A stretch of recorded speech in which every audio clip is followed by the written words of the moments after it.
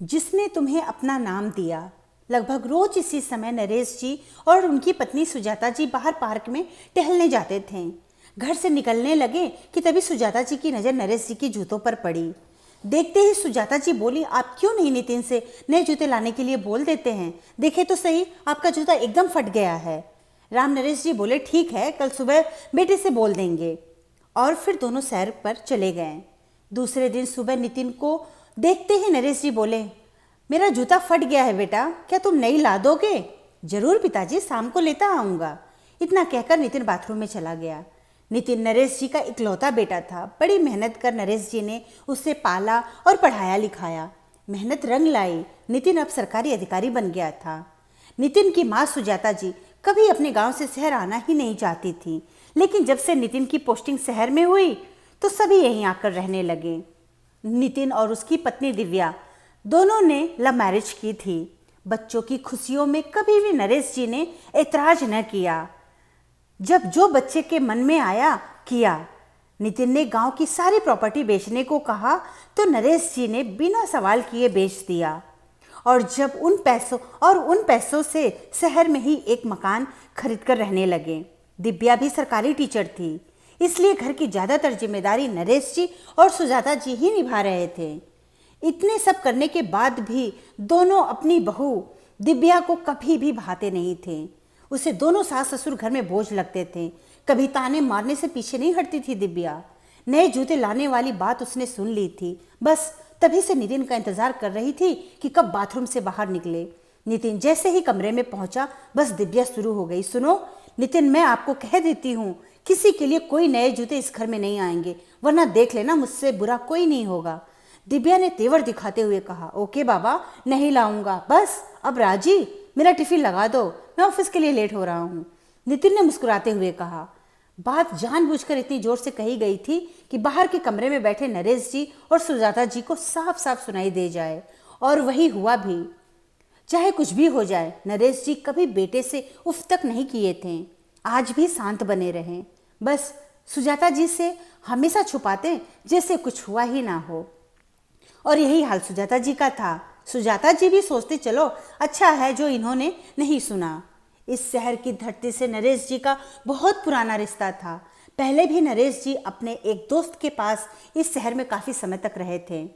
अपने समय में और आज के समय में बहुत अंतर मिला था। एक वो समय था जब वो अपने पिता के सामने कभी बोले ही नहीं। कितना सम्मान था बुजुर्गों का उस जमाने में। और आज तो माहौल ही बदल गया था। कभी कभी मन बेचैन हो उठता, लेकिन अब जाए तो कहाँ। अपने गांव की सब कुछ बेचकर तो यहाँ बेटे का मकान बनवा दिया था। बाकी बचा हुआ पैसा भी बेटे को ही सौंप दिया था। एक उम्मीद का खिलौना बनकर आया था नितिन का बेटा अंश उनकी जिंदगी में। बस उसी की सेवा में लगे रहते थे दोनों। बस यूं ही समय गुजर रहा था। शाम को नितिन आया, लेकिन जूते नहीं ले आया। दोबारा नरेश जी ने कहा भी नहीं। अब नरेश जी का बाहर टहलना भी बंद हो गया। लगता था कि फटे जूते देखकर सब लोग क्या कहेंगे। बस अब घर में ही शांत रहने लगे। पोते के साथ खेलते रहते थे। और एक दिन वो भी आ गया जब घर में रहना भी दुश्वार हो गया। नितिन, सुनते हो? दिव्या ने चिल्लाते हुए कहा। क्या है, बताओ। ये तुम्हारे पापा ने तो मेरा जीना दुश्वार करके रख दिया है। पहले सुबह शाम घूमने चले जाते थे, अब तो वो भी बंद कर दिया है। खुलकर कभी कोई काम ही नहीं कर सकती। हर समय घर में घुसे रहते हैं। इनका कुछ करो। सुबह शाम काम का समय होता है, कैसे भी किन्हीं भी कपड़ों में काम कर लो, लेकिन ये महाशय कहीं जाएं तब ना। दिव्या ने चीखते हुए बड़ी ही बेशर्मी से कहा। सुन तो नरेश जी ने भी लिया था, परंतु फिर भी बेटे ने भी आकर कहा तो वो फटे जूतों के साथ ही बाहर निकल गए। लगभग 10 मिनट के बाद घर से निकले तो पुराने साथियों ने पुराने साथियों ने घेर लिया। सभी को बड़ी मुश्किल से झूठ बोलकर समझाया कि तबीयत खराब थी तो आ नहीं पाया। सुबह शाम आना जाना शुरू कर दिया। बहू के घर में होने तक घर में नहीं घुसते। सुजाता जी तो घर के काम करके अपना समय काट लेती, लेकिन राम नरेश जी को इस तरह समय काटना भी भारी पड़ने लगा था। एक दिन तो बस गजब ही हो गया।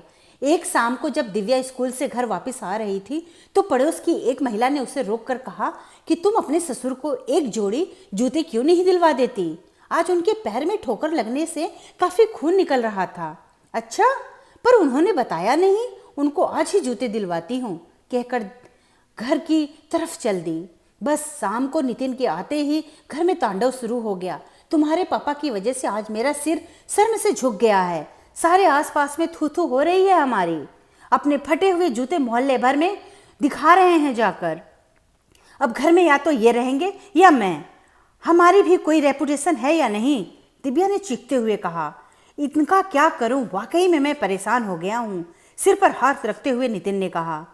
और तभी नरेश जी अंदर से आते हुए बोले, बेटे आप परेशान मत होइए, यहाँ से थोड़ी ही दूर पर वृद्धा आश्रम है, बस इतना करो कि हम दोनों को वहाँ तक छोड़ दो। वृद्धा आश्रम के संचालक मेरे पुराने मित्र हैं। ठीक है, और यही ठीक रहेगा हमारे और आपके लिए, नितिन कुछ कहने से पहले ही दिव्या ने कहा। और सुजाता जी तो पहले की तरह ही चुप ही रहीं और कुछ नहीं बोली। बस दोनों जने पहुंच गए वृद्धा आश्रम। राम नरेश जी और सुजाता जी को एक अलग ही खुशी मिल गई। उन्हें लगा कि जैसे लाचारी के बंधन से मुक्त हो गए हों। समय बीतता गया।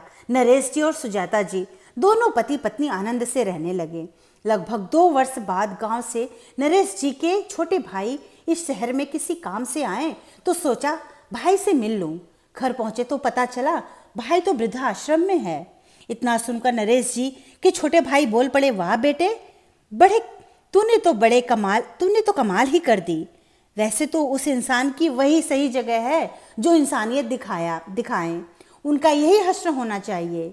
अगर मेरे भाई के अंदर इंसानियत ना होती तो तुम किसी गटर को साफ कर रहे होते, नहीं तो कोई चील कौवा तुम्हें नोच के खा गया होता, या फिर सड़क पर घूमकर भीख मांग रहे होते। चाचा से ऐसी बातें सुनकर नितिन बड़े ही गुस्से में बोला, मर्यादा में रहिए चाचा जी, कहना क्या चाहते हैं आप? आपकी जबान को लगाम दीजिए। तो सुन, अब जबान को लगाम तो नहीं लगेगी, लेकिन आज तुझे तेरी औकात का पता जरूर चलेगा। तू है क्या? अगर भाई साहब नहीं होते तो तू चोर या भिखारी पता नहीं क्या कर रहा होता। जिस वृद्धाश्रम में तू भैया और भाभी को छोड़ के आया है, वहीं बगल में अनाथ आश्रम से तुझे गोद लिया था जब तू केवल 1 महीने का था। वही तुझे किसी ने पैदा करके फेंक दिया था। कैसे कहूँ, क्या इंसानियत दिखाई तूने? जिसने तुझे छत दी, अपना नाम दिया, उसी को बेसहारा कर दिया। इतना कहकर अपने आंखों से आंसू पोंछते हुए चाचा जी बाहर निकल गए। ये सुनकर नितिन के पैरों के नीचे की जमीन खिसक गई। अपराध बोध अपनी पत्नी की तरफ देखने लगा। कुछ ही घंटों बाद नितिन राम नरेश और सुजाता जी के पैरों में था। मुझे माफ कर दो पापा, वापस घर चलो, आज के बाद मैं आपको कोई दुख नहीं दूंगा। गला रुंध गया था, चाहकर भी वह कुछ बोल नहीं पा रहा था। राम नरेश जी ने बड़े प्यार से उसके सिर पर हाथ फेरा और बोले, बेटा मेरा आशीर्वाद हमेशा तुम्हारे साथ रहेगा, लेकिन अब मैं वापस तुम्हारे साथ नहीं आना चाहता। ये मेरे आत्मसम्मान के विरुद्ध है, लेकिन जब भी तुम्हें मुझसे मिलने का मन करेगा तो तुम आते रहना। फिर दिव्या बोली, अगर आप लोग हमारे साथ नहीं चलेंगे तो मैं जीते जी मर जाऊंगी। कभी नहीं माफ कर पाऊंगी अपने आप को। कभी तो मुझे हक से डांटा होता तो शायद मेरी आंखें खुल जाती। हमें आपके साथ रहना है, आपकी सेवा करनी है। इतना सुनकर सबकी आंखें भर आईं और अब सब एक साथ बड़े प्यार से रहने लगे। धन्यवाद दोस्तों, कहानी अच्छी लगी तो लाइक और सब्सक्राइब जरूर करें। और दोस्तों